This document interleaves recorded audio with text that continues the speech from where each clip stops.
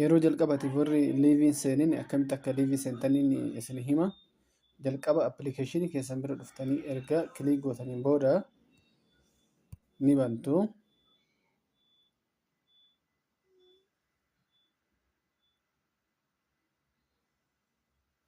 Achi booda haala kanaan erga isinii banameen booda piroofaayilii keessan bira dhuftaniit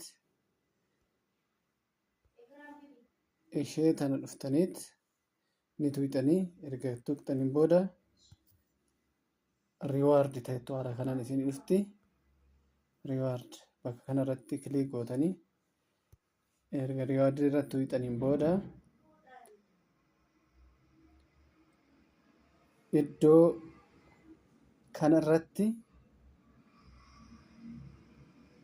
kanarratti goo tajettutu dhufa. Haala kanaan jechaadha. Goo tajettutu dhufa jalqaba irratti warra haaraa akka taate 5,500 isinii fidde jechuudha. 5,500 bakka lamatti goo kan isinii jettu fiddi. Gosa yoo deemtan taate kallattiimaan gara liivii isin galchaa jechuudha. Karaan tokko kana. Karaan biraa immoo iyyuu kallattiimaan as dhuftanii as iddoo tana dhuftanii kiliigoo irra gootan kallattiimaan gara liivii isin fudhataa jechuudha. Liivii tana saniin booda achiin bira dhuftaniiti liivii bakka tana irratti kiliik gootanii liivii asirratti yoo gootan asirratti kiliigoo erga gootaniin booda asitti waan kana filachuu qabdan jechuudha. Warroota kanneen keessaa chaatingii, siinging, daansiing kan birootis warra as jiran kanneen haala kanaan akkana gootanii kana keessaa tokko erga filattanii asitti yoo barbaaddan immoo iddoo kanarratti immoo waan barbaadan barreessuu hin dandeettanii afaan oromootiin barbaadan koottaa waan akkasii fa'aa jettanii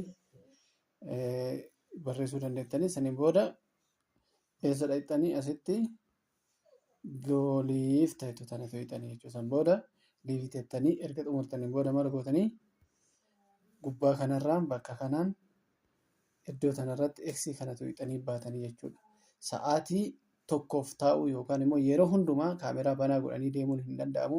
Daa'imni yookaan namni biraa namaan wajjin seenuun hin danda'amu. Kophaa ofii seenanii yeroo bahuu barbaadan eksii tana tuqanii bahan malee yoo cal jettee tumaan kan baatu taate si qaxxaasee adabaa gonkumaa akka appilikeeshinii kana hin fayyadamne si gochuu danda'a jechuudha. Kana erga gootee liivii seentee yeroo baatu advaanteejiin guddoon walitti aansanii sa'aatii 3 yoo ta'an gaariidha. Yoo sa'aatii 3 dhaban sa'aatii 2 osoo ta'anii gaariidha. Maaliif yoo akkatti sa'aatii 3 fi sa'aatii 2 kan ta'an taate haga guyyaa 7tti 10,000 namaa kennuu carraaqxu jira jechuudha. Yoo san dadhaban sa'aatii takka taa'uun dirqama. San dadhabamee daqiiqaa 30 adda kutanii taa'uun barbaachisaadha jechuudha. Yeroo jalqaba liivii seentan san sa'aatii 2 isinii kenna jechuudha. Achirraan immoo erga isa biraa deebitaniin booda liivii boodaan wanti jiru maali? Erga liivii galtaniin booda kan isin eeggatu paartiidha. Paartii immoo isaan seentanii iddoo kanaan seentanii jechuudha.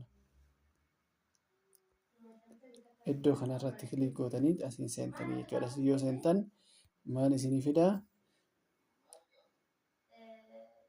Haala kanaan namoota tartiibaan taa'an kana warra uummata mari'ataa jiru kana isinii fidaa.